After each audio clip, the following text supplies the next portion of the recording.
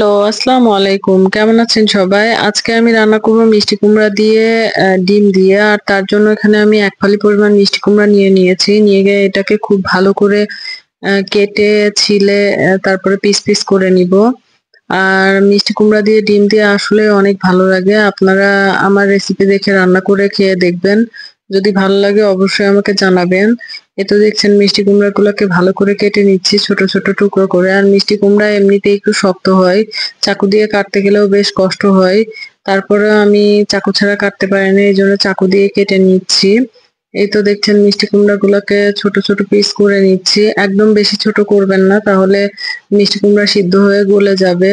আমি এই তো মিডিয়াম পিস করে নিচ্ছি। সবগুলো মিষ্টি কুমড়াকে কেটে নিলাম। এই তো আমার মিষ্টি কুমড়া কাটা প্রায় শেষ। এই তো আমার মিষ্টি কুমড়াগুলো এখন আমি একটা ব্লেন্ডারের জাগে পেঁয়াজ নিয়ে নিলাম। পেঁয়াজ নিয়ে পেঁয়াজটাকে খুব ভালো করে ব্লেন্ড করে নিব। পেঁয়াজটা ব্লেন্ড হয়ে গেলে এবার একটা বাটিতে ঢেলে নিচ্ছি। নিয়ে এই পেঁয়াজের মধ্যে প্রথমে দিয়ে দিব আদা রসুন বাটা 1/2 চামচ, হলুদ 1/2 চামচ, লবণ 1/2 চামচ, আর এখানে দিয়ে দিচ্ছি 4টে ডিম। 4টে ডিম দিয়ে এটাকে খুব ভালো করে ফেটিয়ে নিতে হবে। আমি ফ্যামিলি মেম্বার অনুযায়ী আপনারা যে কয়টা ডিম খেতে পছন্দ করেন সে কয়টা ডিম দিবেন। এই তো দেখছেন আমি ডিমগুলো দিয়ে এটাকে খুব ভালো করে ফেটিয়ে নিচ্ছি। ফেটিয়ে নেওয়া হয়ে গেলে তারপরে এটা আমি চুলাতে ভাজতে দিব। আর আমি মরিচের গুঁড়া দিতে ভুলে গিয়েছিলাম। এইজন্য এখন মরিচের গুঁড়া দিয়ে দিচ্ছি। মরিচের গুঁড়া দিয়ে আবারও এটাকে খুব ভালো করে ফেটিয়ে নিলাম। নিয়ে এদিকে কড়াইতে তেল গরম করে দিলাম। তেল গরম করে এবার এর মধ্যে ডিম দিয়ে দিব। আমি পুরোটা ডিম একবারে ভাজবো না, 2 বারে ভাজবো। এই তো দেখছেন ডিম দিয়ে এটাকে ঢাকা দিয়ে দিলাম। ঢাকা দিয়ে দিয়ে তারপরে ডিমটা এক পাশ ভাজা হয়ে গেলে তারপরে উল্টিয়ে দিচ্ছি। আর যেহেতু চুলার টেম্পারেচারটা হয়তোবা একটু বেশি ছিল, আমি খেয়াল করিনি, যে কারণে হালকা একটু ডিমটা পুড়ে গিয়েছে। এইটুকু পুড়ে গেলে কোনো সমস্যা নেই, অমনি খেয়ে নেওয়া যাবে। এই তো দেখছেন আমি দুইটাই ভেজে নিয়েছি। টোটাল 8 পিস করেছি। এবার আমি চুলায় পেঁয়াজ আর কাঁচামরিচ দিয়ে দিচ্ছি। প্রথমে পেঁয়াজ দিয়ে দিলাম আর কাঁচামরিচও দিয়ে দিলাম। কাঁচামরিচ পেঁয়াজ দিয়ে খুব ভালো করে ভাজলাম। ভেজে তারপরে এর মধ্যে তেজপাতা, দারচিনি আর এলাচ দিয়ে দিলাম। 3টা 4টা তেজপাতা, 3-4টা দারচিনি আর 3-4টা এলাচ দিয়ে দিয়ে আবারও খুব ভালো করে কষিয়ে নিয়ে এর মধ্যে আদা রসুন বাটা দিয়ে দিলাম। আদা রসুন বাটা দিয়ে দিলে এর মধ্যে হলুদ আর 1 টেবিল চামচ পরিমাণ লবণ দিয়ে দিলাম। দিয়ে এটা খুব ভালো করে কষিয়ে নিতে হবে।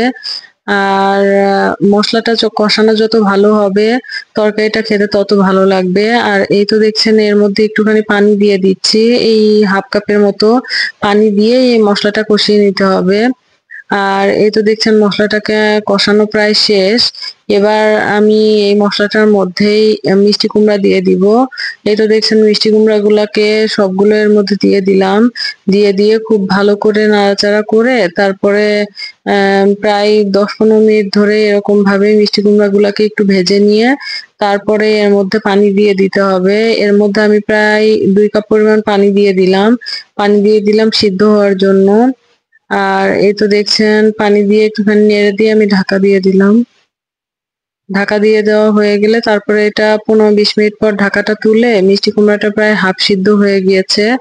এবার আমি এগুলা আরেকটু ঢাকা দিয়ে রাখবো।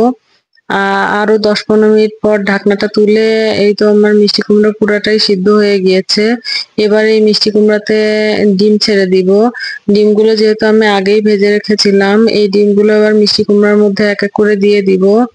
আপনারা ইচ্ছা করলে আস্ত ডিম দিয়েও রান্না করতে পারেন। আমি ডিম ভেজে রান্না করেছি। আর এই তো দেখছেন সবগুলো ডিম দিয়ে একটু ঝোলের মধ্যে দিয়ে দিতে হবে। দিয়ে এর মধ্যে 1 চামচ পরিমাণ চিনি দিয়ে দিলাম। আর দিয়ে দিলাম জিরা ধনিয়ার গুঁড়া। চিনিটা দিলে মিষ্টি কুমড়ার তরকারির টেস্টটা অনেক ভালো হয়। আর এই তো দেখছেন আমি জিরা ধনিয়ার গুঁড়া দিয়ে আমার রান্না কমপ্লিট। এবার আমি নামিয়ে নিব। আর মিষ্টি কুমড়ার তরকারিটা এভাবে রান্না করলে খুবই ভালো লাগে।